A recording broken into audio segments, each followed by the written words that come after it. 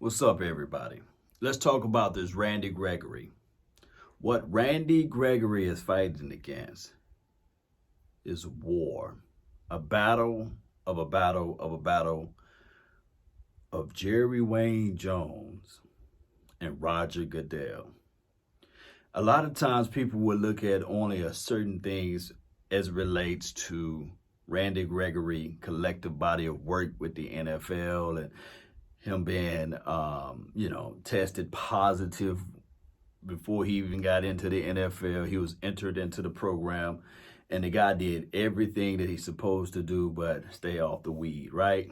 And one can argue that his whole mission was to just play football. And in the light of the new collective bargaining agreement with allowing players to play or play under the influence or test positive but not get suspended from games, really, ultimately, he was the sacrificial lamb, basically. Because now, all of a sudden, you can play under those stipulations or under those plants over pill situations, basically. So what's going on is it more so to do with the battle of Jerry Wayne Jones and Roger Goodell. A lot of people would not see that. But when I tell people this story right here, those who got money and those who can comprehend well will understand, yeah, we can see it. It's the writing on the wall.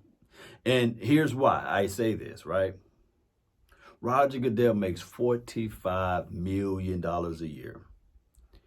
Let me repeat, $45 million a year. Jerry, in the light of the Ezekiel Elliott situation, wanted to get rid of Roger Goodell. But here's the problem. I know a lot of people are going to say, nah, Law, it's not that. It's just that Randy Gregory is an F-up. That's what a lot of people are going to say. But the reality of it, Cowboy Nation, is that Jerry tried to take $45 million away from him. I'm talking about Roger Goodell. And how he tried to do it is he tried to vote him out, not try to vote him back in. He tried to get with his contemporaries. They was looking at it like, no. Ever since Roger Goodell's been the commissioner, we made money. Our remunerations is growing crazily. Our revenue is crazy. Off the chain. Hey, some of the stuff that we used to get hit with, this guy is stepping in front and taking the bullet. Good old Roger brought in so many things for our organization. In real talk, in real reality, one can argue this right here. If it wasn't for Jerry, those same people that's crying, saying, hey, Roger Goodell is bringing all of this sauce. No, it was Jerry in 1996 or 97, I believe, when he sued the NFL and ultimately won. I think it was like upwards of $96 million. He won. He beat the NFL. That's why when you go into those beautiful stadiums, and when you see those nice Nike jerseys or Reebok jerseys, if it wasn't for Jerry, people will be looking at teams with Rodell, basically. Shout out to Rodell, though, by the way. But the reality of it is that Jerry sullied the Cowboys organization and brand since then. We don't get favorable calls. A lot of times people try to twist the narrative and say, hey, this is America's team. They're supposed to be able to win. But we've seen time and time again. And I know I'm going to sound like a conspiracy theory type of guy. And everybody going to be looking at it like, no, the Cowboys suck. They own all of these primetime games. And primetime or no time. The catch, no catch from Dez Bryant. 4 years later, he actually caught the ball, right? The elbow in the ground with Ezekiel Elliott. So to appease the Saints, we're going to call crazy pass interference calls against the Dallas Cowboys on the offensive side of the ball. Not one, but twice against Amari Cooper. Let's not just stop there. Phantom of the Opera almost. with the tripping calls in New England. Hey, a wiping away of a touchdown against the Jets. I know I'm going to sound crazy, but a wiping away of a touchdown against the Jets because of some phantom offensive pass interference on a catch touchdown from Jason Witten that was called back from a guy that wasn't even running the route, and it was Cedric Wilson. That we've seen that play over and over and over and over again. I cannot make this stuff up, but the focal point right now is how can I stick it to Jerry one more time, one good time. And I do know that the media and everybody's just going to gloss over and say, well, he didn't put his paperwork in on time. Oh, he didn't have this in on time, that in on time. Oh, he failed another test and we want to keep the old rulings in place. It's pandering. Case in point, in 2016, Cowboys going into the playoff or what have you. Oh, let's bring good old Randy Gregory back at the tail end of the season. Oh, when the playoff hit, we don't know whether or not he can continue to play. What the Cowboys had to do, they had to let go somebody just to make roster room for Randy Gregory. And then when we said, okay, let's bring this person back, oh, we can't do it now, That game would have been crazy different if you had a little extra pressure on good old Aaron Rodgers in that playoff game. But that's a story of a different day, right? Oh, that game would have been different if they would have called holding on the chokehold move that they put on David Irvin. And I know a lot of people going to say, nah, law. Oh, let me just bring out this other 2-minute man in the huddle situation.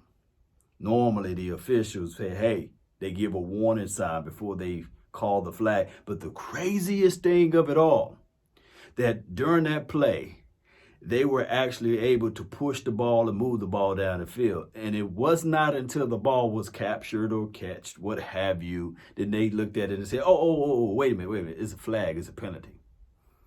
We've seen things like this over and over and over again.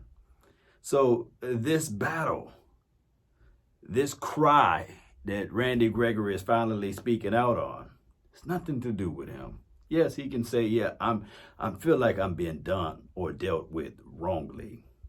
It's quite strange that on the same exact team, Alden Smith, and I like what he can bring to the table, supposedly, right? We haven't seen it yet, but I like the expectations of Alden.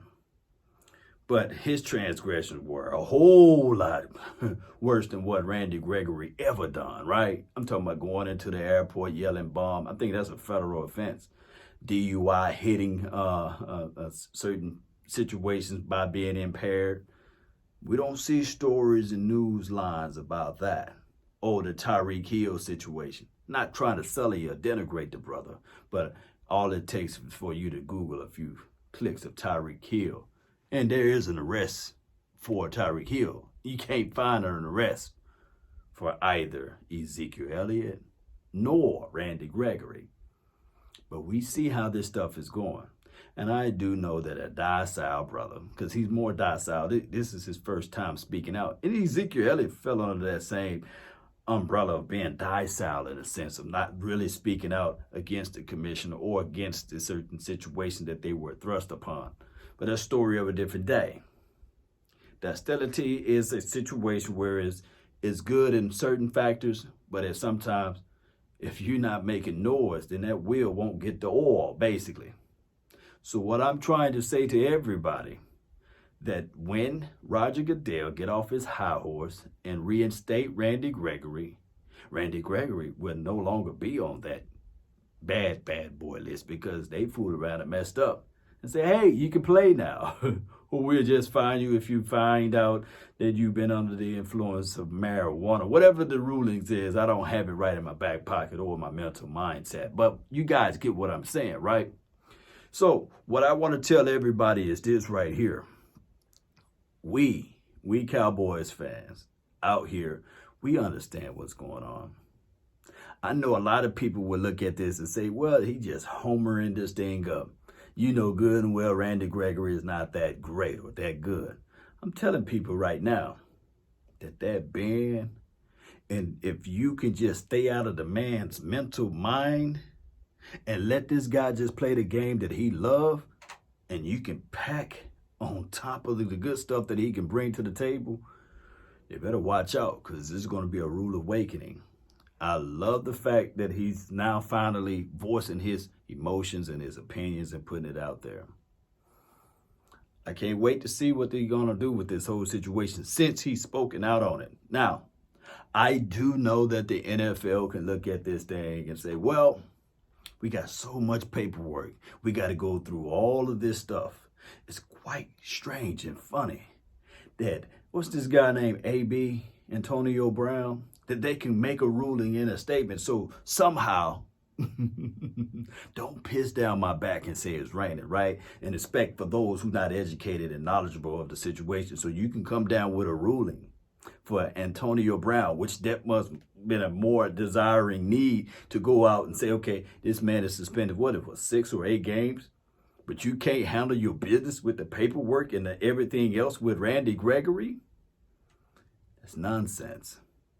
But y'all already know, when you come over here listening in to law, I'm going to tell you guys the real deal, Holyfield. Everybody, mama, uncle, cousin know what's going on. We can see it. The writing is on the wall. Jerry Wayne Jones versus Roger Goodell. That's just what it is. The pettiness. Hey, you try to take $45 million from me. I'm going to stick it to you where it hurts. Let me know your thoughts. Post me your concerns down below. Let's continue to grind and shine. My name is Law Nation, LAW Nation, on multiple platforms. Hit that like button, share this content, let a friend, neighbor, foe know where to go when they want to tune in to Cowboys Sports Talk and beyond. That's been my time. I really thank you all for yours. And remember, you're listening to nothing but the best. Let's go, Cowboy Nation. Let's go. Randy, let's go. Because they're going to have to reinstate you. Because you already know. Because they fear you in the physical form. Let it be known.